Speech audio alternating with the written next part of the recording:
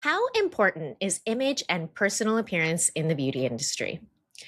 One of the things that I keep seeing come up is stylists saying something like, my clients don't care how I look. They just want me to be comfortable as long as their hair looks perfect. But how much of that actually is true? Today, I have with me personal styling branding professional Pamela Forgrieve. Pamela, thanks for coming in today. Talk to me a little bit about what it is that you do or how you specify yourself as a brand that stands out differently from any other stylist. Thanks, Kat. Well, thanks very much for having me on the show. It's always a great topic that I love to talk about. As you mentioned, I'm a professional styling individual. I help our clients with their personal branding, their professional and personal style that meets with that really kind of aligns with the lifestyle they have, the goals they're trying to achieve, and really the brand that they're trying to perpetrate. They're trying to kind of put out there that, a message to their audience, whether it is, a hair designer or whatever the industry is, trying to line up their goals with a communication point. So, Pamela not only is one of my favorite stylists as far as wardrobe goes, but she's actually one of my favorite clients that sits in my chair also. So, this was actually a conversation that her and I were having behind the chair. And you know how this goes as a hairstylist, where you and your client just start gabbing, and then suddenly you're in this deep, passionate conversation. So, I was really excited when Pamela agreed to come on board and have that exact conversation here, or even just go a little bit rogue with it. So, let's just get straight to it. Does image matter when it comes to being behind the chair as a stylist?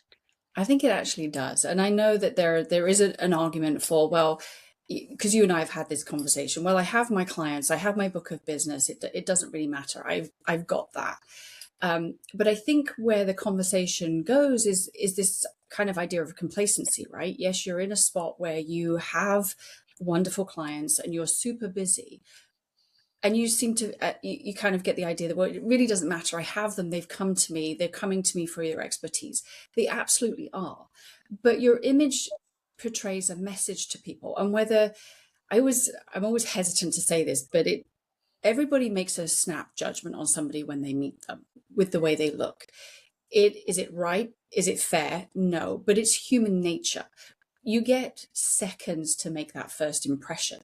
Now, it doesn't matter, necessarily people think it doesn't matter when you've already got those clients, but you are being judged unfairly, yes, but it's human nature. So of course it matters. And you and I had this conversation about, you have clients, and I'm okay with that. But what happens if things change? Right. So you have those clients and maybe a few of them drift off, and then you have to kind of bring new clientele in. What's the message you want to give? Right. You know that you're really good at what you do. You know that you're an expert at it, but how are you conveying that to somebody the second they meet you without saying with words? Image is all about the non-verbal communication. And I think that's something that we don't really think about very often, is what that looks like. And I think one of the things that I'd be curious to know your take when it comes to image, I believe there is this idea that it means I have to be wearing really uncomfortable clothes all the time, and I have to be uncomfortable to have a clean, solid image. Absolutely not. And you would be amazed at the amount of times that I hear that when working with clients. There's a couple of conversations that go on when it comes to personal styling, and that comfort seems to be the biggest one. And that's actually grown over the years as well. The number of people are, well, clothes are uncomfortable, and I want to be comfortable. That's why I'm wearing leggings or this, that, and the other. There are so many other ways to be comfortable, right? Clothing has changed so much over the last decade, the last 20 years.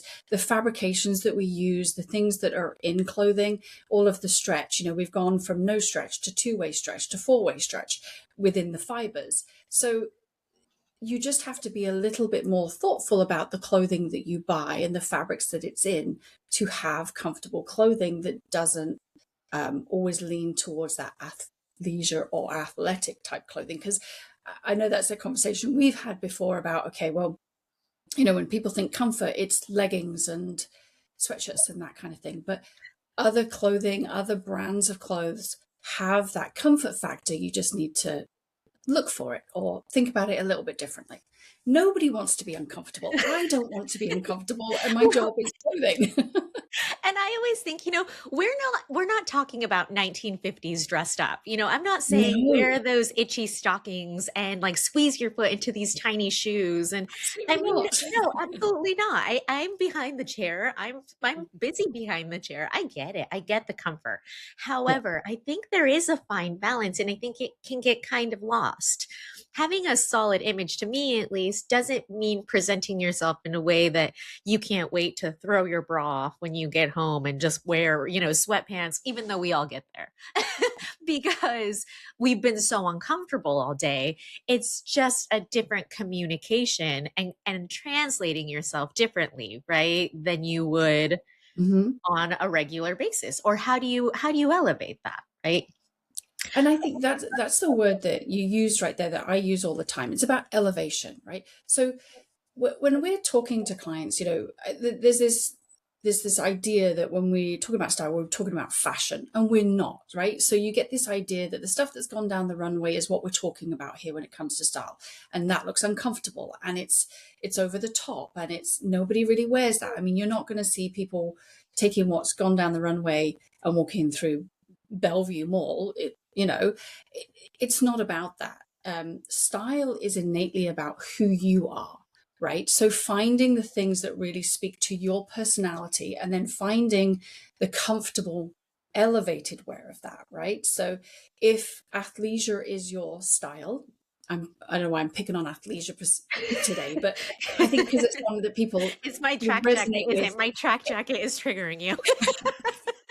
No, because I have the same track jacket. Do you? Yes. But it's about the elevation point. So, if if you find jeans uncomfortable, find ones that have lots of stretch. But take that jean and elevate it with, a stretchy top and a stretch knit blazer if that's your vibe. Find what speaks to you and then elevate it slightly, but comfortably. Nobody wants to be, like you said, cramming their feet into tiny shoes or wearing itchy stockings or any of those things, you and I included, right? So Mhm. elevation is the key, finding who you are and then just elevating it a little bit, because then that's communicating to people that you've thought about what you're doing. You care about the way you look. And in our industry, when it's style and beauty and hair, that's important, right? Communicating that you care about the details shows your clients that you feel the same way when you're working with them. You're going to give the same level of care and attention to what they need from you. Absolutely. The way you describe what you do is you say you specialize in helping clients align appearance with lifestyle goals and personal brand. And I Yep. love that because when it comes to personal brand, I think in every industry, but in particularly in the hair industry, one of the things I see is people consistently talking about personal brand and thinking of their logo and thinking of their fonts and thinking about their business cards, forgetting that they themselves are the beginning of the brand. So, what would you say to somebody who maybe is really into their personal brand, but needs that refinement? Where would be a good starting point for that? I think you have to ask yourself a few questions. And, one of the questions I would always ask a client that I'm working with is describe your current style to me right now, right? But then give me a one sentence explanation of where you would like it to be, because I think that starts the conversation in somebody's mind of like, okay, how do I see myself in this moment and where do I want to get to? That way you can start working on that building block. So if somebody's thinking, well, I'm feeling a little bit kind of um flat or frumpy, but I really want to be sharp and I want to be sophisticated, but a little bit edgy. You're giving yourself the tools to start thinking about what your brand actually looks like. Up here, I feel like I've got that edge, but my style and my personal brand is not conveying that. So you need to figure out what that looks like first before you can get there. So it's all about the conversations you have with yourself. Is what am I trying to communicate to people? Yes, we still want to be comfortable, but if let's put it in terms of somebody who, does amazing hair, right? You want to be known as somebody who does edgy haircuts and works with those fashion colors or whatever that looks like. Are you conveying that message in your personal brand to people? Because that's what you're excited about, right? You want to be on the cutting edge of that. You need to convey that in your personal branding to somebody else. That's the nonverbal cues and messages that you're trying to put out there. So it always starts with a question, which I know is annoying, but unless you know your own answers, you can't move forward with it, right? It's But true. but to your point about the personal branding, the logos and the images, that's an afterthought. You're your own business card. And it's whether it's as a personal stylist or, a hair designer, any of those things, you are your calling card. So what do you want to say to people? So, do you think that somebody could still be incredibly successful and not have a solid image or appearance from your perspective in a different world of styling? I mean, of course, right? There was always, that exception. Of course people can, but it's just how is that longevity with that, right? So yes, in this moment in time, of course, but does people's perception over time change if you're not growing, if you're not adapting and refining and elevating your personal brand? Yes, there's no doubt that people can be successful with it, without thinking too much about their brand, but it can only take you so far. And I know, kind of listening to this, people will think, well, of course she's going to say that. She's an image consultant. That's what what I do.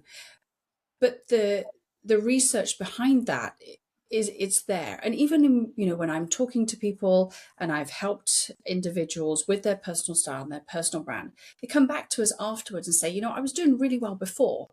However, just those small tweaks that we made in elevating the way I present myself have had a huge impact in growth, whether that's personally, but certainly on a professional standpoint.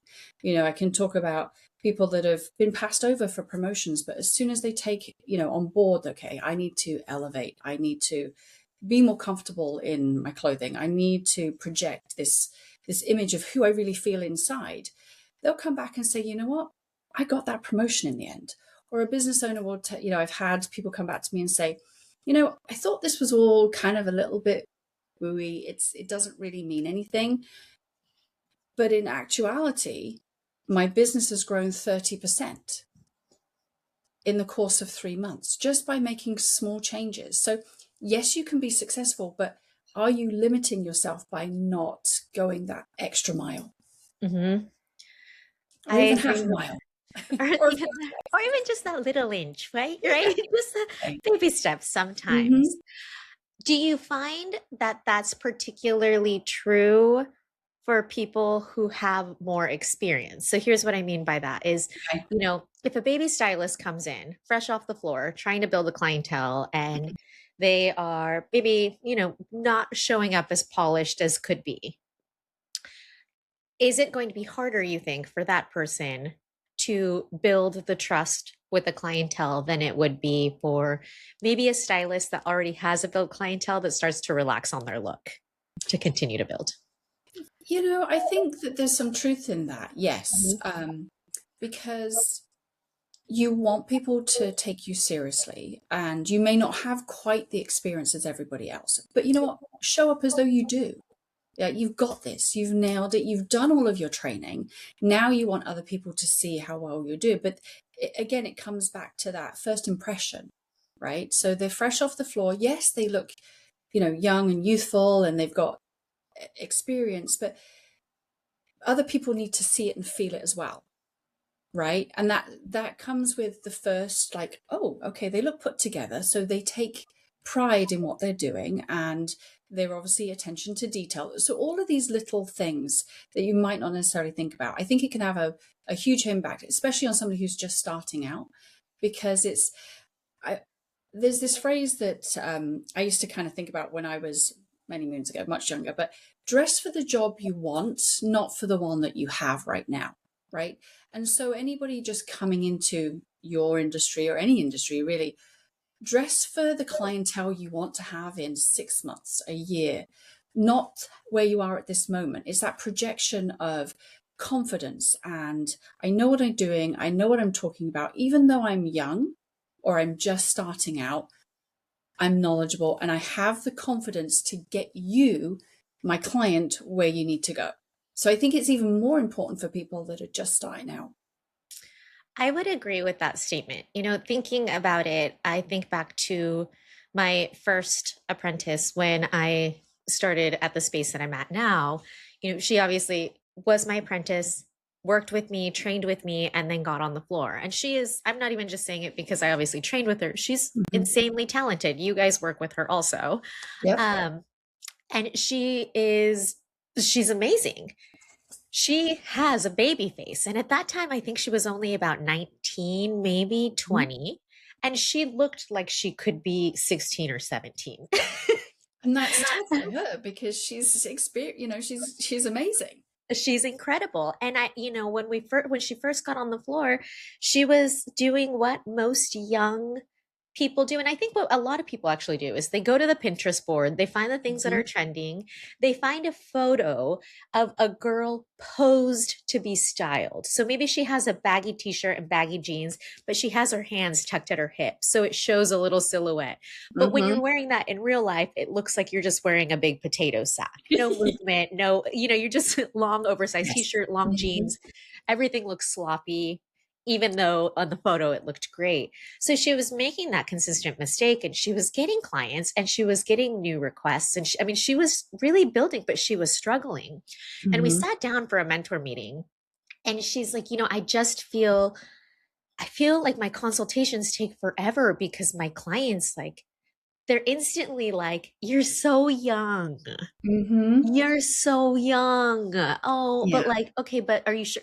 And she was getting questioned a lot, even though the consultations were solid, even though she was performing and doing the work, she had to do twice as much work. And so I challenged her and said, can I be entirely blunt with you? I think it's how you're presenting yourself. I would challenge you. You don't have to be boring with your style. You don't have to go out and spend a ton of money on your style. But I would No. challenge you to just get we have a dress code at our work for reference. It's black, white, or gray. You Mhm. can wear sneakers. It's pretty lax actually in the combination of things that you can wear. It just needs to be crisp and clean. Right. So it's like, go out, get some jeans, get some nice boots, find some things that you like, a couple of t-shirts, and then maybe a few accessories that you can switch, a jacket, a scarf, and a necklace. Yeah. Wear the same combination of things Mhm. and and see if it makes a difference. Try it out for 3 months. If it doesn't work, we go back to the styling board. Right. She has not had that issue since. I And bet she hasn't. I actually should Mhm. have brought her on this episode because you would be hearing it from, somebody now. I mean, she's fully booked. She gets a wait list. She's an Mhm. educator now. I mean, Yeah. she's thriving. She has not had anybody, I haven't heard her complain about anybody saying you look too young. And it's not because time has passed. It's because she made some communication points without Mhm. saying a word every single time she sat down. And that's the point that we're making with this conversation. It's the non-verbal communication, right? So and it comes down to executive presence as well. And everybody thinks when you say executive presence, we're talking about in the corporate world that everybody has executive presence. It's your gravitas, it's the way you handle things, but it's the non-verbal communication cues that are super important that we don't think about. And for her, that's made a huge difference in her business. And it was great that you were able to have that conversation with her.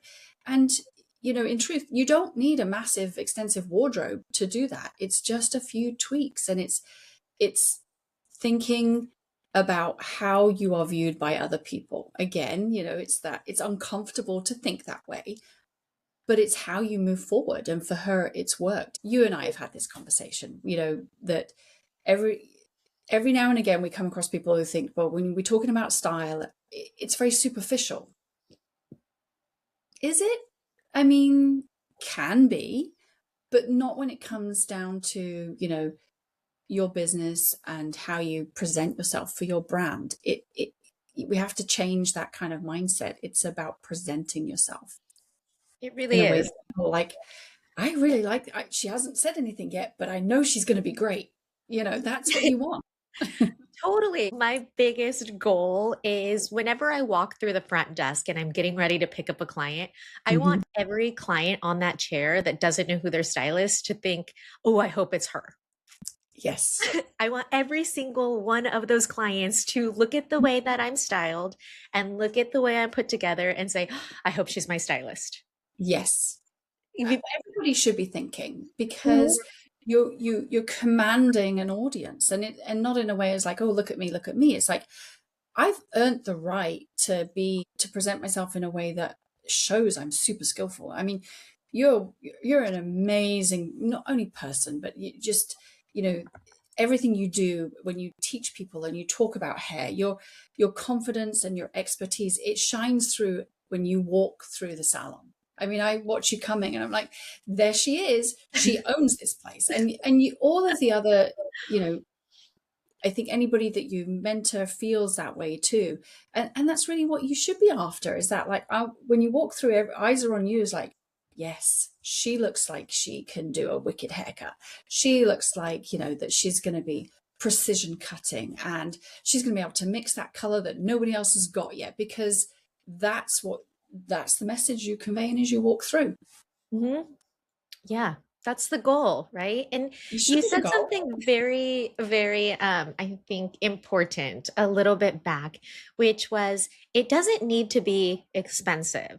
And you Mm, don't need to spend a lot of money to mm, have a solid image. Something that I share with apprentices and stylists, especially when they're first starting out, is you are not going to see the same client every day.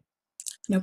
So if you had the same, like you had the two pairs of pants and the two t-shirts that look almost identical, and you Mhm. flip-flop that and almost wore it as a uniform, then you would consistently look put together. And I know a lot of stylists who say, "Hey, I don't want to spend a lot of money because I'm going to get bleach on it. I want to Mhm. spend a lot of money on my like personal clothes." That's fine. Then find your consistent uniform that just looks clean, that looks polished, and looks like you made a point. It was intentional.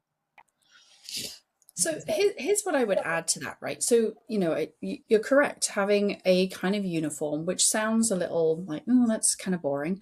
But what I would challenge people to do, if that's a concern, right, that you obviously you don't want loads and loads of clothes. And I would say that anybody that has a great wardrobe doesn't have a super super wide wardrobe. They have a very deep wardrobe. What I mean by that is you don't need hundreds and hundreds of pieces. You need a small amount of clothing that actually kind of interweaves together. So maybe don't think about having a personal wardrobe and a professional wardrobe. They should work together. Buying pieces that work well with everything that you have. So each time a tip that we give to everybody is, when you're buying an item of clothing, stop and think for a moment. How many, you need to come up with at least 3 unique ways to wear that. Let's call it a shirt, right? And not with, my black pair of pants and this, 3 pairs of black pants. And 3 unique ways to wear it. If you can come up with that, go ahead and buy it. If you can't, leave it on the shelf, right? That helps you build a really cohesive wardrobe that works well with minimal effort. And then once you master that, then add, okay, now 4 ways to wear it, each item. That stops this kind of triage buying that when I need a piece, but it goes with nothing else. Be strategic. It helps you build, especially for people starting off, it helps you build a wardrobe that doesn't end up costing you a fortune and you're not wearing it. Find pieces that move with your body, that are comfortable, and rotate those in, and spend less money on those trendy pieces and buy really great basics. It's how you build a great wardrobe, relatively easily and inexpensively. You don't have to buy designer stuff. Go to H&M, go to Zara and buy a couple of key pieces. Just look after them, and keep that black Sharpie at hand. Yeah, Uniqlo. Some of my favorite t-shirts, Yeah. Uniqlo. Hands. The people that, usually look well put together aren't spending thousands of dollars on items. They're choosing things that fit them and their lifestyle and their goals. And they've thought of ways to pair them really well with other things that they have in the wardrobe. Think about your accessories. That's a great way to elevate an outfit. If you put this amazing outfit together and you forget the accessories, you've done yourself a disservice. So whether it's the scarf or, you always have great statement jewelry on, those things help it all kind of pull together, and you can pick up inexpensive, accessories as you go along. And then that's how you mix up that wardrobe and be more adventurous with it. Little bits of glitter here and there. Little bits Exactly. of glitter. Sequins. Yes. Who doesn't love a bit of shine? Everyone loves a little bit of shine and sparkle. Yeah. Okay, do you think that beauty professionals carry different expectations than other industries as far as image and appearance? Are you asking if we do or if the outside world does? Okay, so how about answer it from a client perspective first and then from a professional? Mhm. Yeah, I think it's true from both perspectives. Yes, I think, if we're in the beauty, hair and style industry, of course people are looking at us and the standards, they're looking for something a little bit higher. I mean, put it in terms of, okay, you've done all this work as a hair professional, but you don't take the time to really think about the best haircut for you or the best color, or and somebody is looking to you for that. If your hair isn't on point, is somebody going to look at you and say, yeah, I'm going to hire them? The same as if I'm walking around and I'm having a day where I'm in sweatpants and a hoodie and, I don't know, slippers. It's never going to happen, but let's I just was going say to I say, I feel like I was. can't even picture you owning any of those things. Yeah, Fine. you'd be hard pushed to find me in a pair of sweatpants. Are But you where okay? I'm going with that is if I'm walking, into a store and I happen to bump into somebody and we're chatting and they say, "Oh, well, what do you do?" I'm going to be embarrassed to say I'm an image consultant when so you're walking around and you are your brand. So yes, it is important. And you're a walking advertisement for what you do and who you are. So yeah, I think the standards are a little bit different for in this industry. And I think rightly so. Wouldn't you agree? I mean, at the end of the day, we're saying as professionals, our Mm-hmm. job is to coach and guide you to trust our expertise. And the Yep, first way I showcase my expertise is showing I understand it on myself. exactly. Right. I think also, and I'd be curious to know your take on this. I think there is a balance to it in a Mm-hmm. certain way. And this is personally speaking, but I think generally speaking, I hear stylists say this all the time. I I love doing other people's hair. I hate doing my own hair. I don't have time to get my own hair done. I mean, look at how long my hair is. I'm just growing my hair out at this point because because it's so hard for me to make time to get a haircut, right? It's Right. easier. Mm-hmm. Like I've cut your hair how many times in the time that I haven't gotten my haircut. That's Yes. how the name of the game goes, right? Mm-hmm. But I do think the word intention plays a lot into it. And so let me Mm-hmm. give you an example. If I'm having I don't have the headspace to wash and blow dry and give myself a full blowout kind of day, so I'm going to go with the bun and pull my hair up, then it's a day that I might dress myself up a little more, either within my makeup, my Yeah. lips, or my clothes. On the flip side, if I'm looking a little bit more sporty on the bottom hand, maybe I'm wearing more of like a modern track pant slack with like a t-shirt and some sneakers. I'm going to dress my top half up a little bit more. My hair is going to be a little more done. And even if I do decide to go sporty with my hair sleek, again, the lipstick is going to pop a little bit more. So I think there is a fine balance of maybe your hair isn't perfect every day, but it's perfect and intentional for the image and the look because you're still communicating that there was purpose behind it. Absolutely. Yeah. Good style is all in the details. So yes, the messy bun with more of a polished outfit, there's a juxtaposition about that, but it was done with intent. You've thought about it. So I get that you can't be, necessarily on point every single day, but you can make decisions about that. Okay, I don't have enough time to blow out my hair today, but I'm going to add like you said, a splash of lipstick that is a little bit bolder than I would normally wear. It's all about those little decisions that we make that they still communicate something. I'm Mhm. still intentional. I've still thought about this. I might not have had the same amount of time as I had yesterday, but I still gave myself a few minutes of self-care to think about how I wanted to show up today. There is a Yeah. balance. Nobody can look, on point, amazing 100% of the time. It's just not a real fact of life. But you can make slight adjustments for what time allows and still feel good. Because I mean, that's something we haven't really touched on either, really, is it's not just about the way other people see us. I think, we forget that image plays an important part in how we feel about ourselves, Yeah. right? So if we are able to take some time to really think about how we're showing up, when you look good, you feel good. And that then actually has another conversation, non-verbal, with other people, right? So when you get dressed for the day and you think, you know what, I really did make this work today and I feel fantastic. That communicates to your clients. It's like, okay, you stand a little straighter, your shoulders go back a little bit, you have more poise and more polish about yourself because you're feeling great. And then your clients feed off of that and they're like, oh, she's really got it going on today, or he's feeling really kind of, or they are really exuding this confidence today. They're going to do a really great job on me today, so it's both an internal and an external conversation. And I think we forget about how great style makes us feel inside too. Yeah, I mean, I think a lot of times people forget your clients aren't just buying your skill, they're buying part of the experience, Yes. right? And so you think about going, sure, we always talk about going to the hole in the wall restaurants that like this and that and look a little dingy. But if that restaurant looked dirty, you might have a different take on it. Yes. Dingy and dirty are not the same, Mm-hmm. right? You might second guess now a little Yes. bit.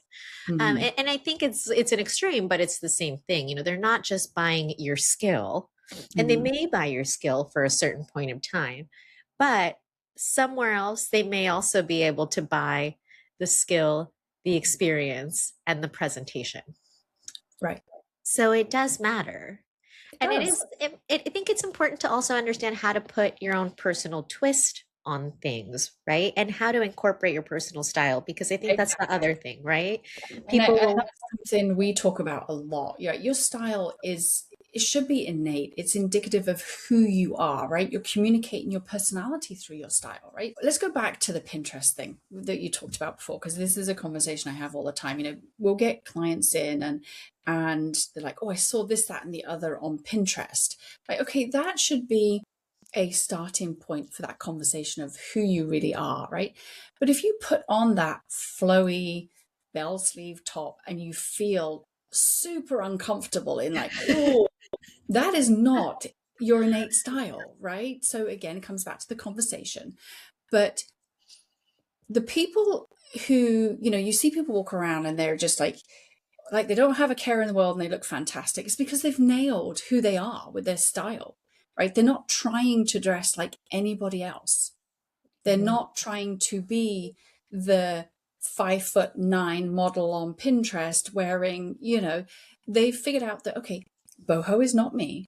I am more structured. I am a little bit edgy. And once you've figured those out and you dress for who you are, your personality, everything else just kind of takes a backseat because you are more confident and more poised. You just have to figure out who that is, right? It's when we allow other people's conversations into us saying, well, I really think you look great in this, but you're not flowy and don't do florals and there's a little bit of a edge to your personality. Dress for who you are, right? Because Mhm. then you need to say less. Yeah, I know who you are. You know, recently I saw an interview with Tom Ford, and Hmm. I think the question was something like, how do you feel about, people wearing your clothes right off the runway? And his response was, it actually makes me really sad to see, a woman, a person, or anybody wearing something styled directly how I had it on the runway. Mm-hmm. Because the first thing I think is, oh, they don't know who they are. Like Yeah. they have no understanding of who they are or what they like. They found something that was told was fashionable and they just copied it. And he Right. goes, something that I find to be more unique and just exciting is when I see pieces of what I had run down the runway and people just doing it in a way that maybe I would never do it. Even if I don't necessarily like it, I enjoy it because I know that person understands who they are, Right. Yeah. which I think also speaks volumes to everything you've been saying, which is that nonverbal communication that goes into it. Yeah. Well, I mean, let's just take that conversation about fashion. I mean, the stuff that comes down the runway is aspirational, right? It's not what you or I or the mass majority of people are going to wear.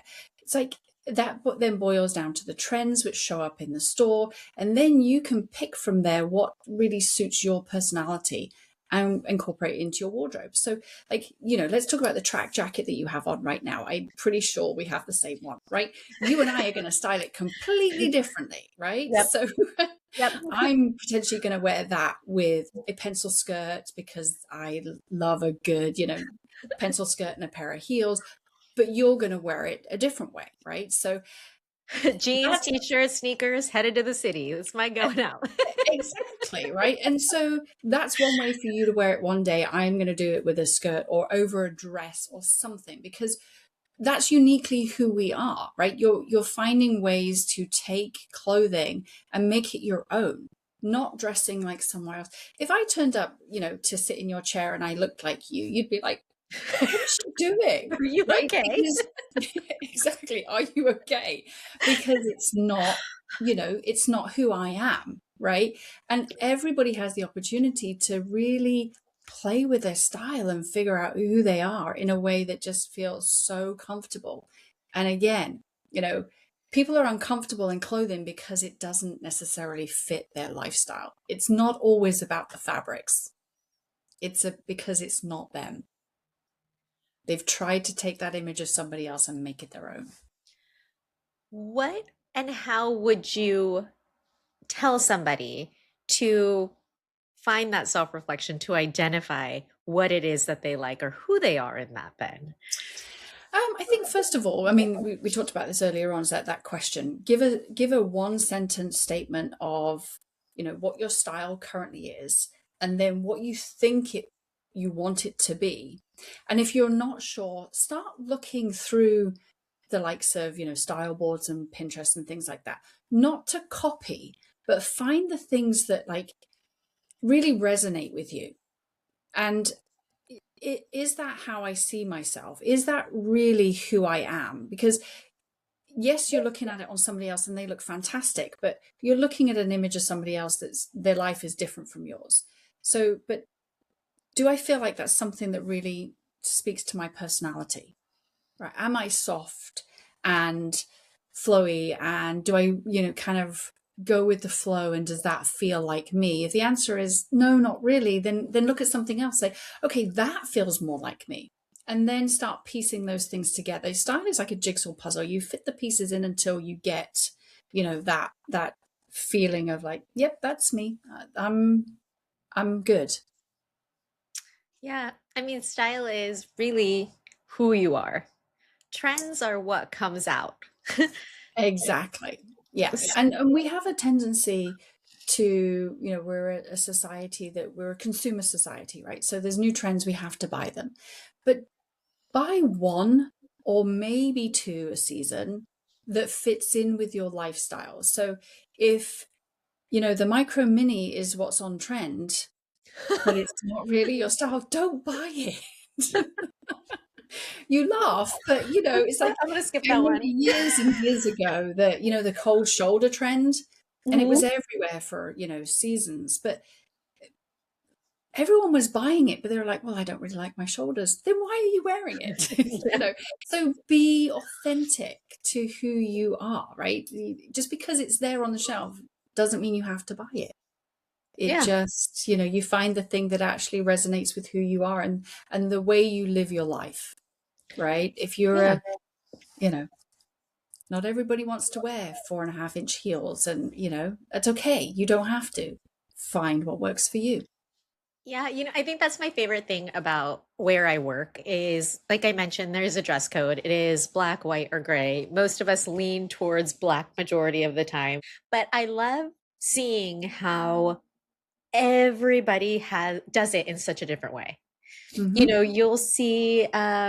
You'll see somebody rocking like Rick Owens chunky boots, and on the flip side you'll see some like chunky platform like Gucci's on one end, and then Hmm. on the other side you'll see, oh, this girl actually paired this with her slack trouser with slides and just a nice top. And Hmm. it's just really a really cool way to show self-expression. So what do you think that line is between self-expression and client perception? Um, that's a tricky question, because I think, we've talked about authenticity here, and I Mm. think you have to be authentic to who you are, right? But I think sometimes we might need to ask the question, am I going too far in that I'm going to either alienate or scare my clients? If that the answer is potentially, then how do we pull that back just a little bit, so we're still authentic to who we are, but we're again communicating, I'm still professional and I'm going to do a good job. You don't want to scare your clients away, unless that's your audience that you're trying to gravitate towards, right? If you're trying to build a client base around a certain image, then great. But if you're trying to appeal to, different demographics, then you have to find a way to be you, but in a way that doesn't make other, I don't really want to say that actually, because it kind of goes against how I feel about it. But you do have to think a little bit more about how you're perceived, because it's what we've been talking about the entire time, right? Is how you're perceived in your brand. So yes, you can do your style, but sometimes you might have to just scale it back just a little bit. We're not asking you to change, but just be mindful of what that perception might be. Yeah, I think in our world too, there's also a lot of functionality that has to come into play. Again, Mm-hmm. we Yes. bend, we snap, we We better paint, snap. we Yes. lift, we do all of the things. So Yeah. our clothes, my for me, my rule of thumb is if I have to be adjusting it or pulling it down too much, then I'm giving myself extra work, and I'm too lazy to want that extra work in my already busy You day. don't want to be fidgeting.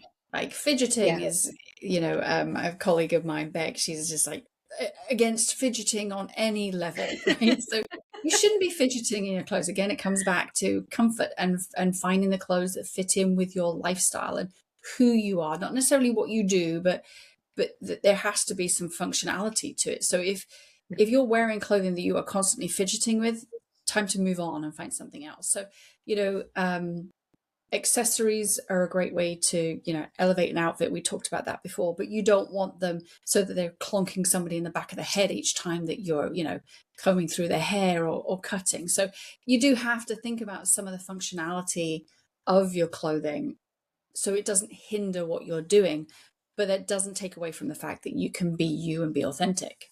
You just have Yeah, to and give it a little thought. who you feel you are and your like self-expression can change so much. I know we've always talked about this. My style directly reflects what my hair is doing. Everything revolves We around had what this my hair is conversation the doing. last time I was in the chair. Yeah, Yes. so I mean, if you haven't known me for that long, I mean, when we first met, I had the bottom half of my head was shaved. I had a French girl bob that hit to about the corner of my lip with straight across bangs, and I had a blonde streak in my bangs. And so I was Yep. wearing, different textures. I think I was even wearing like harnesses and just kind of edging it up a little bit. I had a lot of combat boots. And Yeah. what's funny is a lot of those pieces actually are still pieces that I wear today, just styled differently. Yeah. So I actually haven't changed my wardrobe so much as I've changed the styling of it and adjusted.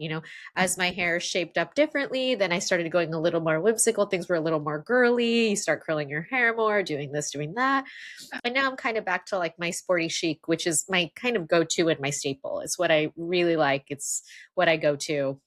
It tends to be my foundational cat when I don't feel like being all over the place. But you can add and change your personal style. It can be fun, it can be exciting, and it can still Yeah. make sense for you and speak to who you are. It's okay to evolve. If we're staying still, we're not growing and we're not learning. So the Mhm. same is true with your style. You'll find that well, you just talked about it there, like the harnesses and stuff, they're still in your wardrobe. You haven't really fundamentally changed. You're just expressing things a little differently. You're evolving that style in a way that just feels right for the moment that you're in. It could be a year or two down the line, you're going to go back to that, right? But Mhm. it's innate in who you are. So if you are like jumping from like one kind of style aesthetic to something completely different, that would be a different conversation. I think that's okay. We need to sit down and break down kind of what's happening here, because you haven't figured yourself out yet. You have, right? We're having this Mhm. conversation. You have figured yourself out, and you do a beautiful job of kind of rolling with whatever the next thing is, that evolution for this stage of your life. Whatever my Um, mood is. that's okay, right? Because Yeah. once again, you're Yeah. communicating something, right? Mhm. So, and it's okay to do that. When we get stuck in a rut and we don't evolve, that's where we become, kind of fed up with things, and we don't necessarily feel so great about ourselves. And again, that's communicated out to the rest of the world when you don't allow yourself the space to evolve with your style, whether it's your hair, your makeup, or your clothing. You feel stuck. And Mhm. so that goes back to, even as, a hair designer, are you stuck if you're not thinking about that image that you're portraying?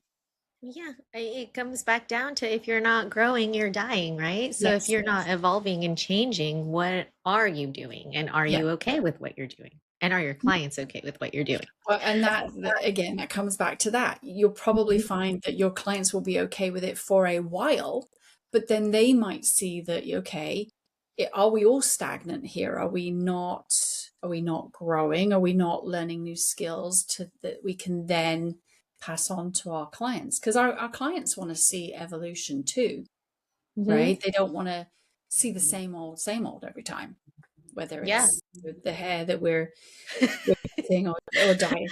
I You're laugh laughing because because every time I come in, I ask for a different hairstyle. I know where you're going with that, cat, but I mean, but it happens, right? What are you thinking? Have you been thinking about it? And it's like, yeah, Mhm. we all do like some kind of a change. We like a Exactly. constant, but we do get bored in some way, shape, or form. So even if it's the smallest thing, a part Mhm. change, a soft bang, an accessory, a lipstick, Mhm. could be whatever it is. Exactly. Or a new color, whether it's your hair or whether it's lipstick, nails, or adding a new color into your wardrobe. Going back to kind of the reason why we're having this conversation is, that, well, I'm fine. I've got my clients. I don't need to do anything. Maybe we've given a good case here for why you might want to think about just some tune-ups, because you don't know what the person in the chair is thinking about what you're communicating through your personal brand right now. Yeah. And hopefully you have been listening to this and it did get you thinking a little bit of how could I enhance my image, or what is my image at? Where is my image at? And what am I communicating with my clients? But as we wrap this up, Pamela, what would you say to the people who still believe image has zero impact? um I, I guess what I would say to that is, if that's how you feel, that is fine. Our job is not to force you into something that you're not comfortable with. I remember being a keynote speaker at a style seminar once before, and having allowing questions while we were presenting, and somebody saying, "Well, why should I care?" Nobody's saying you have to. We're just providing tools for you in the event that you want to think a little bit differently and a little bit more strategically about how you go forward in your career. um, if you're okay with it and you're comfortable, and where you are at in your life right now, this is what you're good with, then that's okay. But if you're finding that things are changing and you're not sure why, maybe having a moment to kind of reflect on your personal branding in the form of like your non-communication with your clothing and hair and everything else, maybe that's just something to think about. It might not be something to think about right now, but down the line, don't discount it. Don't discount it. Think of this as maybe a seed just planted that maybe we'll never see the growth of, but doesn't mean won't grow. Exactly. Awesome. Well, if Pamela, thank you so much for being here. If anybody wanted to get in contact with you or maybe get some extra help in their styling, how could they find you? They can find me at michaelbrucestyling.com, or Michael Bruce IG on Instagram. But yeah, our phone number is 425-214-4155. So we also do complimentary consultations. We'll jump on a Zoom call with somebody for 20 to 30 minutes to just kind of talk about, what's going on and any needs. So I'm happy to do that too. Great. And that will also be added in the description below if you're looking to up your image. Pamela, thank you so much for being here today and sharing your day with me. I appreciate you. And I will see you all next time when we have another conversation that's not about a blow dryer.